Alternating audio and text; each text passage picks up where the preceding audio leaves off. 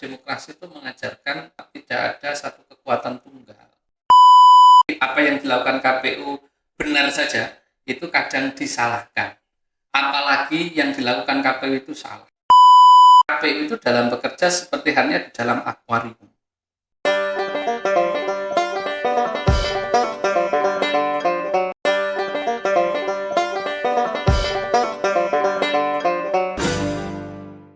Assalamualaikum warahmatullahi wabarakatuh. Selamat pagi teman pemilih. Bertemu lagi di podcast KPU Bantul Sapa Demokrasi. Sebelum memulai podcast hari ini, kami tim produksi Sapa Demokrasi mengucapkan selamat menunaikan ibadah puasa 1447 Hijriah. Teman pemilih, di bulan Ramadan ini podcast KPU Bantul mengangkat tema Ramadan dan demokrasi. Sehingga kita akan berbincang dengan narasumber kita, Ketua KPU Kabupaten Bantul, Bapak Joko Santoso. Langsung saja teman pemilih, kita berbincang langsung dengan Bapak Ketua KPU Bantul. Assalamualaikum Pak Joko.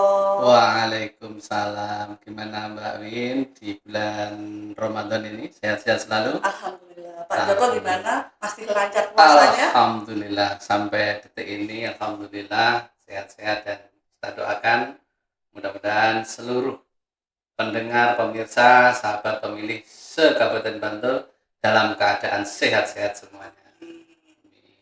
Pak Joko, kan di bulan Ramadan ini kan tidak ada tahapan pemilu ya, tidak ada tahapan pemilu, lalu ada bisik-bisik nih dari teman-teman pemilih. Apa sih kegiatannya KPU? Udah tidak tahapan pemilu di bulan Ramadan lagi. Ya, banyak yang bertanya ya, kadang-kadang ke KPU tanya, kalau sudah tidak pemilu maupun pilkada, apa sih yang dilakukan oleh KPU? Jadi begini Mbak, kalau kita tahu siklus kepemiluan itu ada istilah pre-election, election, dan post-election. Jadi sebelum, pada waktu, dan sesudah.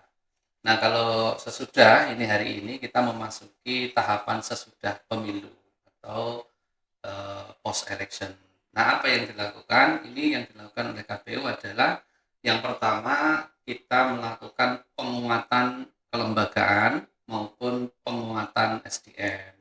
Nah, penguatan kelembagaan itu apa? Penguatan kelembagaan itu menata kembali SOP, hasil evaluasi, terus kemudian juga menata kantor-kantor kita, ditata ulang agar ketika memberikan layanan kepada masyarakat nanti pada waktu pemilu, kita lebih siap lagi.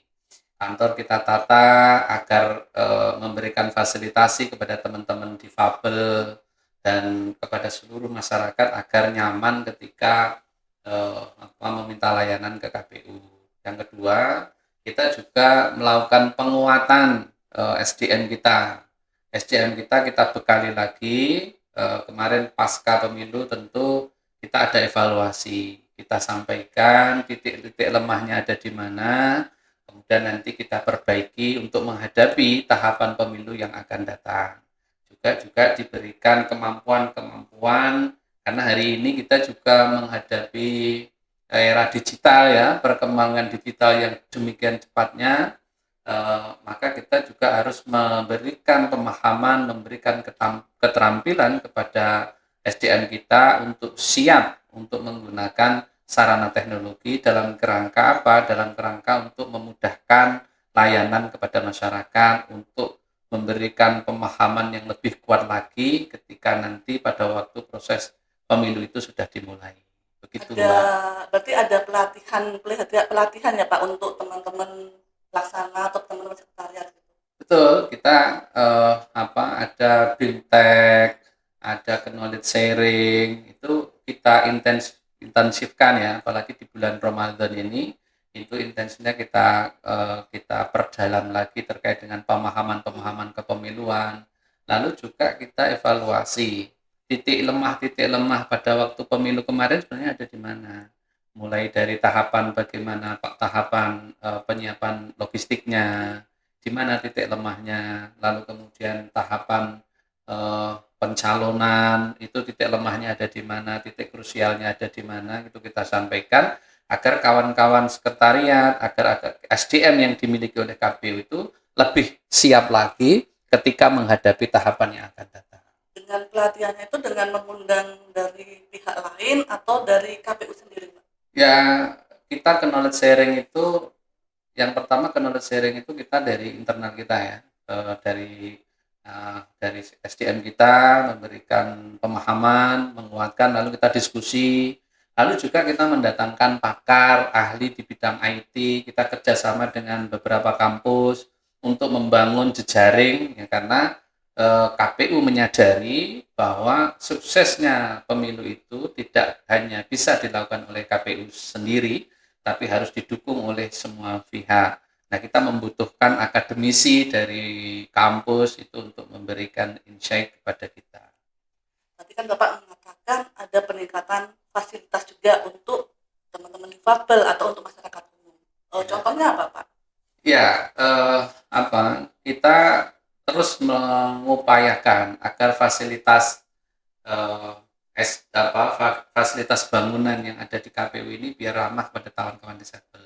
Nah, salah satunya kita membangun guidance block, kita kemudian membangun RAM yang untuk masuk ke pendopo agar kawan-kawan difabel lebih mudah nanti mengakses ketika masuk di pendopo KPU. Dan juga kita memberikan petunjuk arah ke toilet, ke fasilitas-fasilitas kita.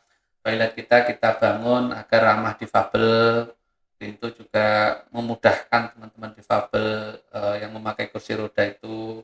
Nah, ini yang terus kita tingkatkan, tentu dengan segala efisiensi yang kita miliki. Jadi dengan harapan nanti menjadi pemilu inklusif ya Pak. Jadi difabel pun sudah dapat informasinya dengan mudah, tidak kesulitan mencari informasi di KPU Bantul ya Pak. Betul sekali. Betul. Kita juga di samping penguatan tadi ya, sarana prasarana kita bangun yang ramah difabel, kita juga memberikan pemahaman kepada kawan-kawan kita sekretariat bagaimana melayani teman-teman difabel ini. Karena tentu ada hal yang berbeda ketika melayani masyarakat umum dengan melayani teman-teman difabel.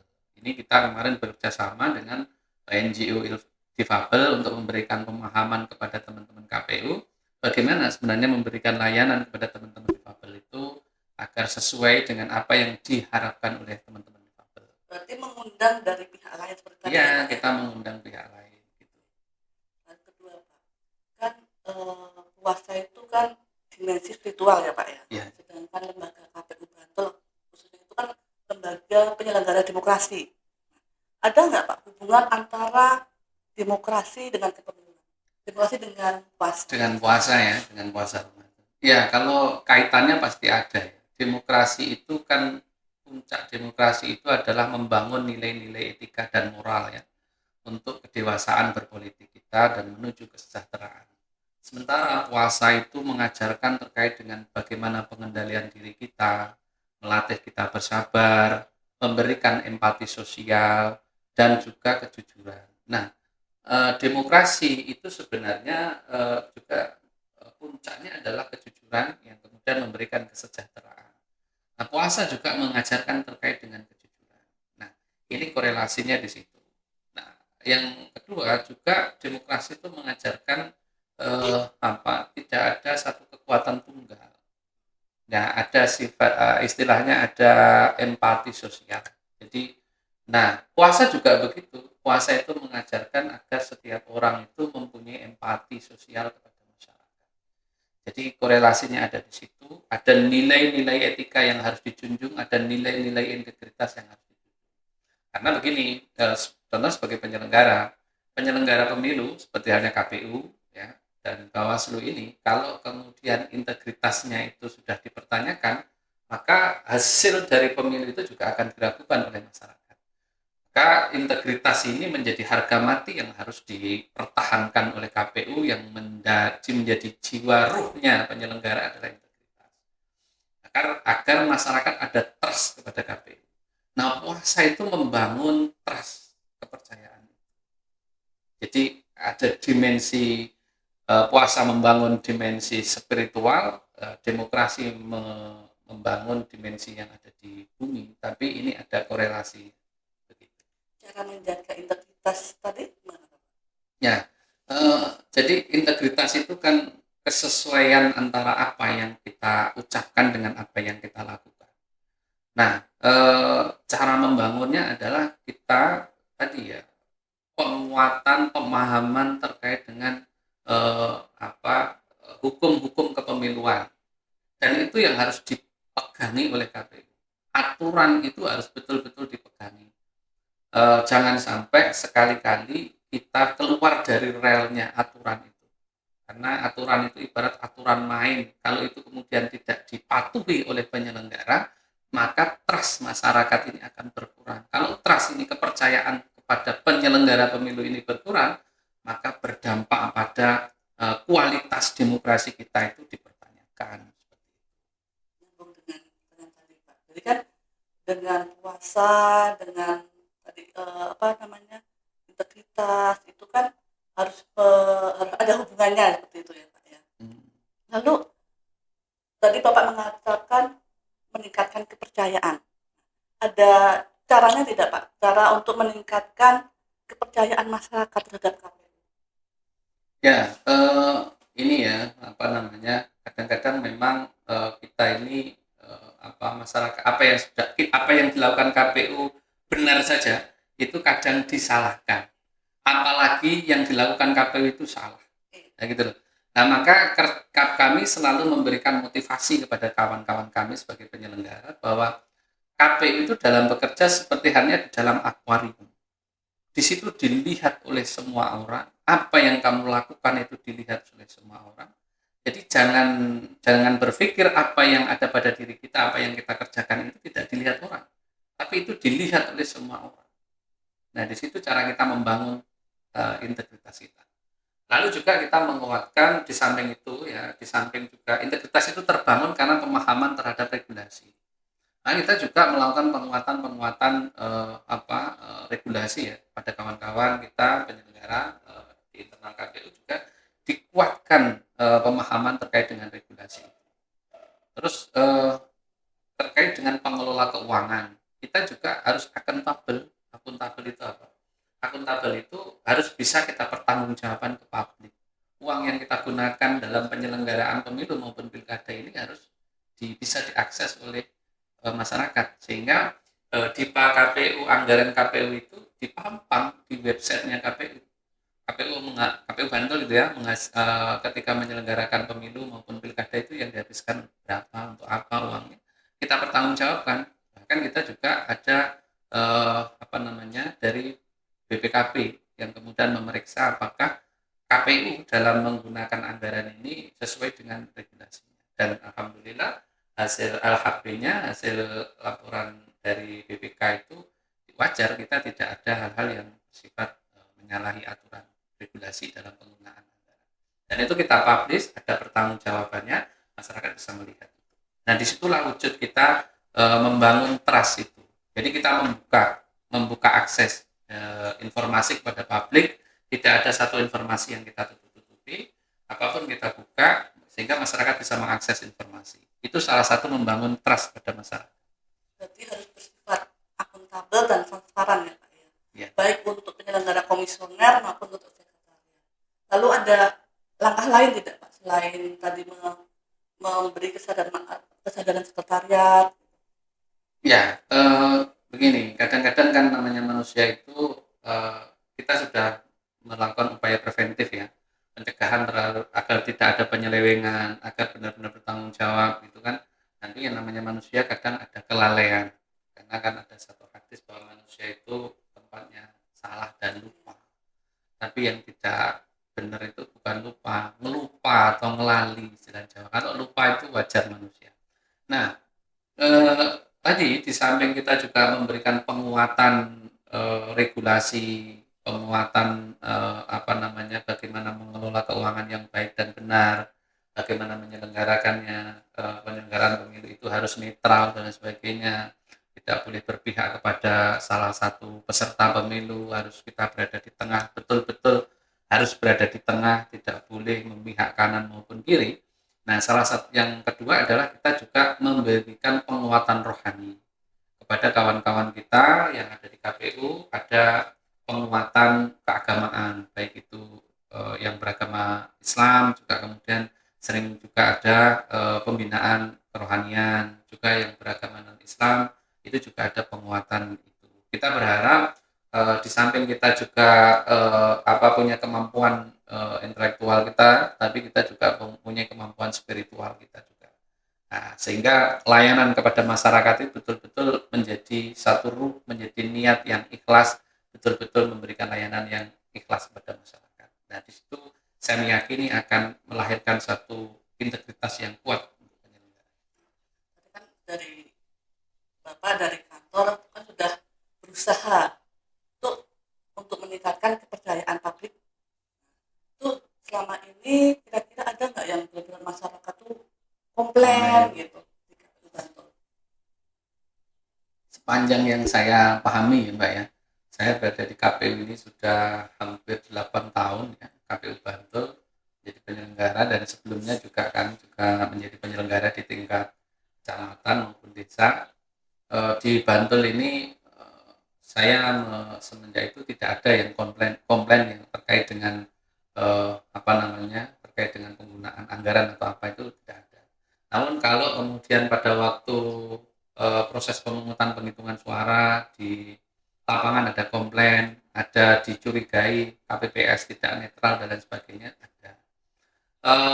Dulu pernah di pemilu tahun 2019 ya, seingat saya, KPU ketika dapat informasi ada penyelenggara yang tidak netral di tingkat KPPS, itu langsung memberikan surat peringatan keras. Jadi kita teliti ya, kita lakukan asesmen apa yang dituduhkan, kemudian terbukti yang bersangkutan itu terbukti melakukan perbuatan yang tidak netral, maka kemudian kita menjatuhkan sanksi kepada penyelenggara ini untuk tidak direkomendasikan menjadi penyelenggara KPPS, PPS maupun penyelenggara yang lain.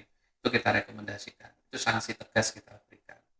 Nah, yang kedua juga jika ada katakan di antara kita yang kemudian ada masukan tanggapan masyarakat yang dipandang kita tidak netral, itu juga kita melakukan klarifikasi di mana ketidaknetralannya di mana. Gitu.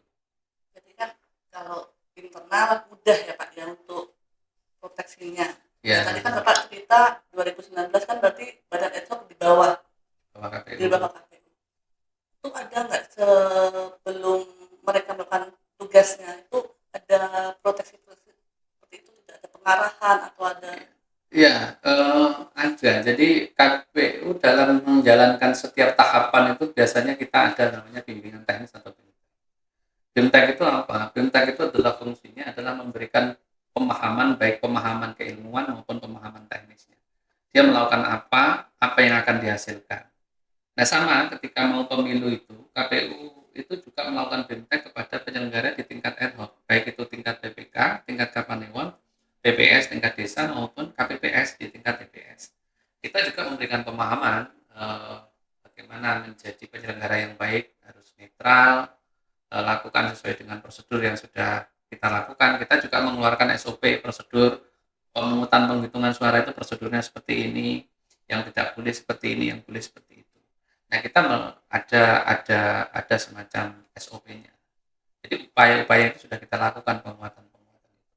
Namun di lapangan tentu karena SDM-nya itu tidak sedikit, ribuan, kita juga tidak bisa mengendalikan seluruhnya. Maka kita berharap kepada masyarakat gitu ya, jika di suatu saat ketika tahapan pemilu gitu ya, ditemukan hal-hal yang dikira penyelenggara itu tidak netral, penyelenggara itu melakukan hal-hal yang tidak sesuai dengan regulasi, ya langsung aja laporkan ke kami di KPU Kabupaten agar kami bisa menindaklanjuti. Jadi masyarakat juga bisa mengawasi karena semuanya terbuka. Pemilu itu terbuka, tidak ada yang ditutup-tutupi. Pemungutan penghitungan suara di tingkat TPS itu terbuka. Dilakukan di tempat yang bisa diakses oleh umum. Tidak boleh penghitungan suara dilakukan di tempat yang tertutup. Lampu mati tidak boleh, harus hidup lampunya. Harus dilakukan bisa diakses oleh orang. Jadi artinya apa? Semuanya sudah terbuka. Lalu hasil namanya C hasil atau C plano itu sudah dilakukan pemfotoan oleh KPU melalui Sirekap itu ya, difoto, kemudian diupload. Masyarakat bisa melihat. Kalau ada yang salah dikoreksi. Nah inilah maka pemilu kita itu ada sistem koreksi. Di TPS itu ada kesalahan itu, lalu kemudian dilakukan rekapitulasi di Kapanewon, itu koreksi. Bukan kemudian itu mengubah, tidak koreksi. Karena apa? Ditemukan kesalahan, ada bukti. Ini loh buktinya kesalahan, penjumlahannya ada salah. Maka rekapitulasi kita berjenjang itu adalah koreksi. Bukan mengubah hasil, tapi mengkoreksi. Kalau ditemukan ada kesalahan, dikoreksi. Gitu. Berarti terbuka Pak menerima kritikan dengan saran. Sangat terbuka, KPU sangat terbuka. Kalau misalnya ada kesalahan atau kritikan, kira-kira setelah itu KPU kan menindaklanjuti. Itu kira-kira ada itu nggak ancaman untuk yang memberi saran tadi dan mengkritik tadi kan? Kan untuk meningkatkan ya kalau ada laporan dari masyarakat itu kita kita publish siapa yang melaporkan, itu menjadi rahasia KPU. Siapa yang kemudian melaporkan itu pengaduan masyarakat, namanya Dumas ya, kita punya Dumas. Kalau mengadukan ke KPU ya kita lindungi, jadi tidak kemudian kita publish siapa yang melaporkan terus kemudian ini, tidak. Kita punya SOP untuk itu. Ada closing statement nggak Pak untuk acara ini? Ya. Menarik sekali soalnya ini. Ya, tidak terasa ya, mungkin sudah ngobrol kita di hari ini tadi sudah agak banyak. Ya, kita sampaikan kepada sahabat pemilih, kepada masyarakat Kabupaten Bantul, percayakan kepada KPU setiap tahapan pemilu maupun pemilihan, apa yang dilakukan oleh KPU itu pasti berdasarkan regulasi. Satu indikasi pemilu dikatakan demokratis itu adalah prosesnya itu bisa diketahui, tapi hasilnya itu tidak diketahui. Kalau hasilnya bisa diketahui, itu ciri-ciri tidak demokrasi. Nah, pemilu kita itu waktunya, caranya bisa kita ketahui, tapi hasilnya itu siapa yang jadi pemenang itu tidak ketahui. Kecuali lembaga survei ya, lembaga survei itu hal yang tidak.